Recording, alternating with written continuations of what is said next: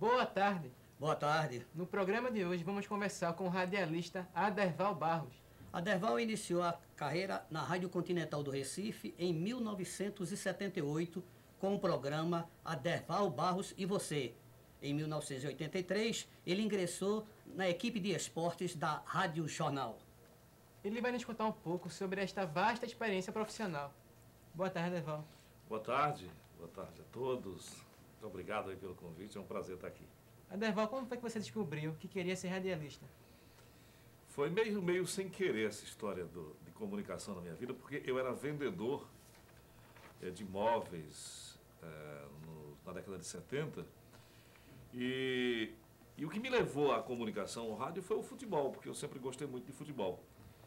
E de repente eu estava dentro do rádio por causa de futebol, a convite de uns amigos, e fui gostando, até que chegou o momento que eu tive que decidir se eu continuava vendedor ou se realmente eu investia nessa área de comunicação, de rádio especialmente, que é a minha expertise, que é a minha especialização.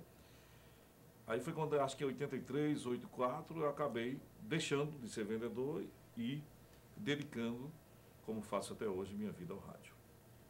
Aderval, você acha necessário que o comentarista esportivo esteja diariamente nos clubes de futebol? Não. O comentarista não. Eu acho que é de fundamental importância ele estar extremamente bem informado em relação a tudo.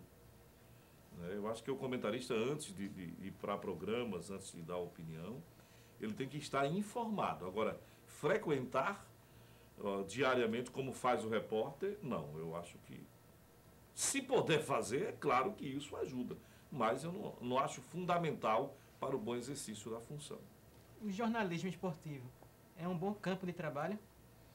Eu acho que de todas as áreas do jornalismo, o esportivo mais dinâmico, com todo respeito a todas as áreas, todas elas têm o seu valor. Eu gosto muito da área de economia, da área de política, mas eu acho que o jornalismo esportivo ele é mais amplo, ele emociona mais, ele mexe com a emoção. Esportes é emoção, e acho que isso faz com que o trabalho da gente ele seja cada vez mais inovador. Ele sempre modifique, as pautas elas sempre mudam, o próprio roteiro ele é obrigado a mudar, porque cada esporte tem sua característica e assim por diante. Aderval, geralmente os atletas se concentram antes das partidas de futebol. Você se prepara de alguma forma para as jornadas esportivas? Sim. Como assim? Hoje eu tenho muito cuidado quando eu vou trabalhar no jogo, primeiro para estar completamente descansado. Essa é uma regra que eu tenho desde o começo até. Eu vou trabalhar no domingo, no sábado eu vou dormir cedo. Eu sempre tive cuidado muito grande com questão do meu aparelho vocal, de não estar falando alto, gritando, pigarreando, cantando, tomando bebida alcoólica com excesso de gelo. A bebida alcoólica ela já faz mal e ela com gelo ela prejudica mais ainda. E a alimentação balanceada? Bom, com o passar do tempo você acaba, no meu caso eu acabei criando uma regrinha de alimentação, mas não era tanto pela voz, muito mais pela saúde, porque você sai engordando, e no meu caso eu perdi o conforto, eu me achei muito desconfortável. Então, hoje eu tenho uma regra alimentar que é muito mais em função da minha saúde, não é questão da preservação da voz e nem da concentração. Então, para se fazer um jogo, para participar de uma transmissão esportiva, você tem que ter cuidado. Se você encher a cara, for dormir de madrugada, e estou dizendo que isso aconteceu comigo, e de repente você acorda meio-dia, 1 hora da manhã, corre para ir para o campo, seu raciocínio não é o mesmo. Você não é fumante? Eu fumei 19 anos, mas deixei no dia 26 de fevereiro de 1990 e graças a Deus foi a maior atitude que eu tomei em relação a preservar a minha saúde até hoje. Explique pra gente esse seu jeito de fazer comentários esportivos, seu jeito polêmico. Eu comecei a comentar futebol na década de 90, acho que mais ou menos 92, foi quando eu fui alçado à condição de comentarista esportivo, porque até então eu era repórter. E naquela oportunidade a gente tinha ícones que comentavam futebol aqui. José Santana, Barbosa Filho, Gomes Neto, Ralph de Carvalho, Luiz Cavalcante, monstros sagrados da comunicação esportiva. E foi nesse meio que eu comecei. Eu ia ser apenas mais um na constelação se eu não tivesse encontrado um caminho diferenciado, porque eu não tinha a competência que todos esses que eu citei, mais alguns que eu não citei, possuíam, mas eu tinha que aparecer. E aí eu resolvi criar uma linha de muita crítica, de cobrança, de defesa dos interesses do torcedor.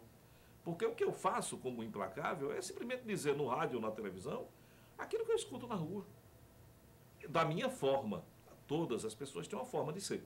Eu tenho a minha forma de ser, pego, condenso o que eu escuto na rua, que é o que o torcedor diz, e digo no rádio.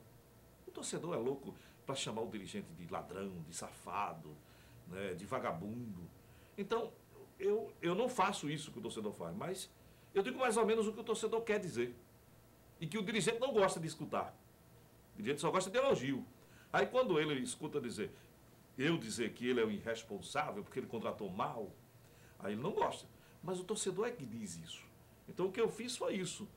Pego a sintonia que eu tenho na rua, né, o que o torcedor me diz, levo para o rádio do meu jeito, da minha forma de comunicar, que graças a Deus deu certo, o povo gosta e eu vivo disso. Aderval, como surgiram esses rótulos de o implacável e o de coveiro do futebol de Pernambuco? Primeiro veio o implacável, porque normalmente todo cronista esportivo ele tem um slogan, né?